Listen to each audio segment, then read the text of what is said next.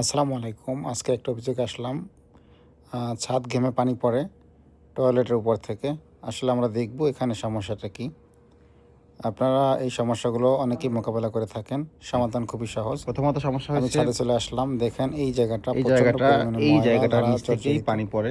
এই জায়গাটাকে জায়গাটা বৃষ্টি কিরকম যখন আসে অপরিষ্কার। তখন এখানে পানি জমে থাকে। বৃষ্টি পড়ার পর এখানে তারপরে পানি এটা জমে আস্তে থাকে। আস্তে আস্তে আস্তে করে নিচে ঘেমে চলে তারপরে যায়। এখান থেকে তারপরে পানি ছাদ থেকে পড়ে। পানি এই যে পড়ে। এখানে তো ময়লাটা বালু কি বালু পরিমাণে জমার দেখেন। কারণে এই সমস্যাটা এই পানিটা অনেকটা সবচাইতে সমস্যা বেশি হয় তখন নিচে, এবং মরুভূমি, এই সৌদি যে আরবে এই যে ফাটল নানান আছে, এই অঞ্চলে। ফাটল থেকে দেখেন বা টাইলসটা পানিগুলো ফেটে ঘেমে গেছে। ঘেমে ঘেমে নিচে টাইলসটার পড়ে। ফাঁকা থেকে ওখান থেকে পানি ঘেমে বেশিরভাগ ঘেমে ক্ষেত্রে পড়ে। এই তো এখন বিল্ডিংয়েরই আমরা যেটা করবো, একটু ক্লিন করার পরে এটাকে খুব সুন্দর করে ক্লিন করার পরে সাদা একটা পাউডার, এটাকে বলে নানান এক এক ভাষা একটা বলে, সৌদি ভাষা তারুইবা বলে।